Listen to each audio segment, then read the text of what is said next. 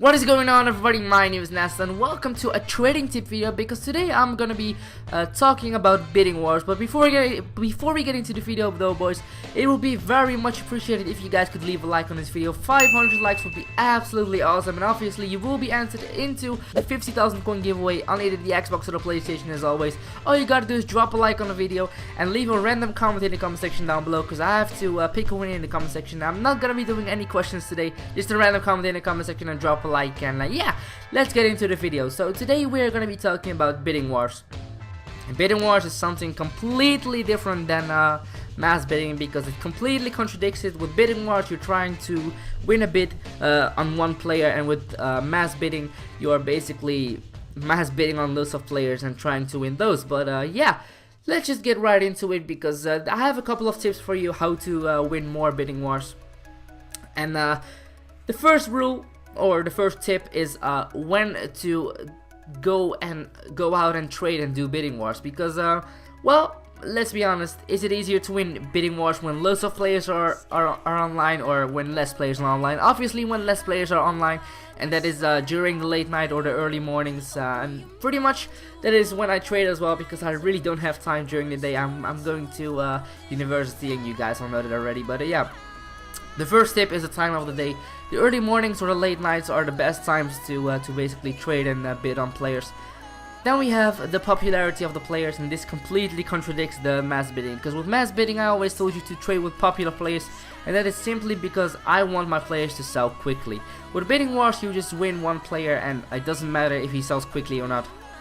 So you can go with the less popular players, but the expensive ones, like the informed silvers, or the bronze players, or the informed bronze players. They're a bit less popular, but they do sell eventually, and you will win more bids on those because less people are looking at them compared to a let's say a Balotelli or a Aguero. And then we have another technique, and this technique has actually been changing since FIFA 14, I think, because when you bid on FIFA 14 on the last second, it would reset the timer to 15 seconds. Now it resets the timer to 29 seconds. So I'm gonna be calling this technique the 29-second bid, basically. What you do, you bid on the moment the timer hits 29 seconds. Let's say someone has bidded on a player 10 minutes ago, okay? He goes out and well, he doesn't go out, he just goes and do something else. And whenever you bid on the last 29 seconds, he might just forget that he bidded on that player, and you might be winning that. Well, the chances of you winning that player will be much higher than before, because he basically just forgets about the player, and the player expires at the exact time when the timer sets on 0, and the timer will not be reset, and that is your chances increase to basically win a player.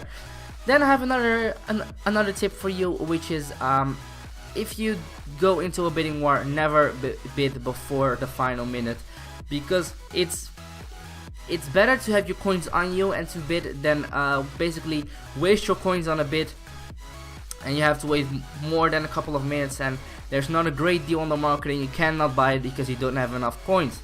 So that is my tip: never bid on players before 1 minute when you go into a bidding war. With mass bidding, it's okay, but if you just go into bidding wars, don't bid before 1 minute. Another tip, ladies and gentlemen, is to basically place a high bid already. Like, let's say you have an Ozil who is 25k. I would go out and bid at least 19k on him. If he has a 10k start price, don't bid 10k on him, because you're definitely gonna get outbid. Bid at least like 19k, 20k on him, so the chances of you getting outbid are lower, because people are gonna look to make, let's say, like, the people who are going to look to make at least 10k profit are not gonna find that Mesut Ozil anymore, and that increases your chances of winning the player, because less people will be looking at that Mesut Ozil, and your chances will be increasing to win that Mesut Ozil, basically. Not last technique, but this is a technique that I have been using a lot, and it is pretty much to annoy the guy who you are bidding against. Basically, what I do, if someone is in a bidding war with me and I definitely want a player, I basically wait till the last second, and then I will outbid him every time. So let's say he bids 200 coins, I wait till the final second and I bid 250. Then he bids 300, I wait till the final second again and I bid 350, and so on until he gives up or until the price goes too high and I'm like, okay, you can take that player. I'm not gonna take that of you because the profit is not good enough, but I'm just bidding on the last second to just annoy him. He has to wait every time 30 seconds, and that will increase my chances of winning that player because he might get annoyed and he might leave the player and he'll be like, okay, you know what, take it, Nas, it's yours. But this can also happen here the other way around.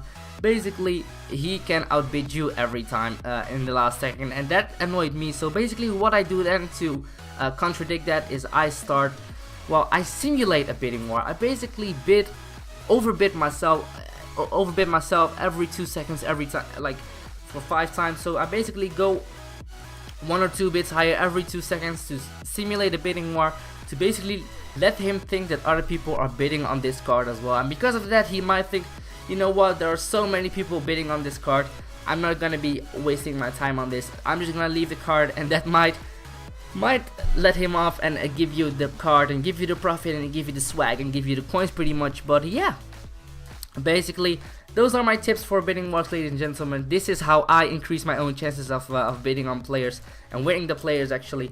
And yeah, I hope you guys did enjoy this video. If you did, make sure you drop a like on the video. 500 likes would be awesome. Subscribe if you haven't already, and I'd like to thank you very much